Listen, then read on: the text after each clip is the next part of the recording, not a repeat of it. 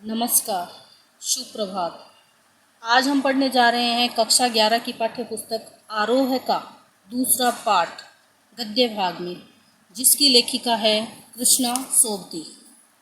अब आज अपन पढ़ेंगे कृष्णा सोबती का जीवन परिचय, साहित्यिक परिचय एवं पाठ परिचय। समय ही वह रंग है जो अनेक अनेक रंगों में विभाजित होता है और पठन पाठन प्रक्रिया द्वारा फिर एक हो जाता है। शब्दों के आलोक से लिया गया है। कृष्णा सोबती, जन्म 18 फरवरी सन 1925, गुजरात, पश्चिमी पंजाब, वर्तमान में पाकिस्तान। इनकी प्रमुख रचनाएं हैं जिंदगी नामा, दिलो दानिश, ए लड़की, समय सरगम, ये हैं उपन्यास।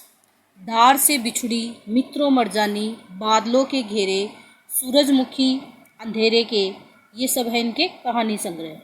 हम हसमत, शब्दों के आलोक में, शब्द चित्र, संस्मरण है ये इनके। अब इनको प्रमुख सम्मान भी मिले हैं। साहित्य अकादमी सम्मान, हिंदी अकादमी का सलाहकार सम्मान, साहित्य अकादमी की 72 सदस्यता सहित अनेक राष्ट्रीय पुरस्कार। इनकी मृत्यु 25 जनवरी सन 2019 में हुई। हिंदी कथा साहित्य में कृष्णा सोबती की विशिष्ट पहचान है। वे मानती हैं कि कम लिखना विशिष्ट लिखना है। यही कारण है कि उनके संयमित लेखन और साफ सुथरी रचनात्मकता ने अपना एक नित नया पाठक वर्ग बनाया है।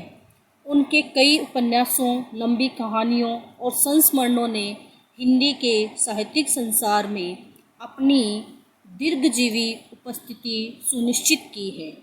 उन्होंने हिंदी साहित्य को कई ऐसे यादगार चरित्र दिए हैं जिन्हें अमर कहा जा सकता है, जैसे मित्रों, साहनी, हशमत आदि।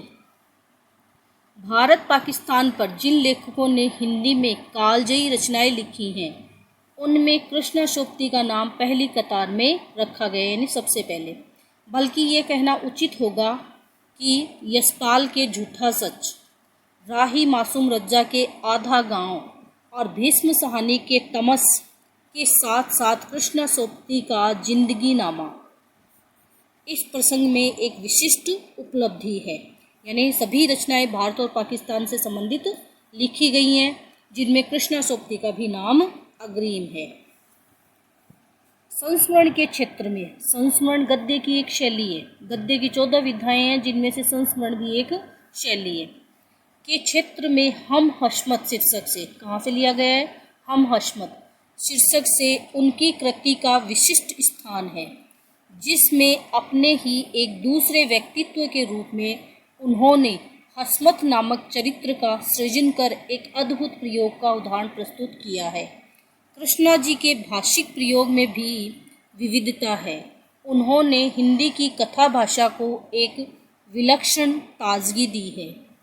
संस्कृत निष्ठ तत्समता, उर्दू का बागपन, पंजाबी का जिंदा दिली, ये सब एक साथ उनकी रचनाओं में मौजूद है। अब है पाठ परिचय। ये थी इनकी भाषा संबंधित विशेषताएं। मियां नसरुद्दीन शब्द चित्र क्या होता है भाई?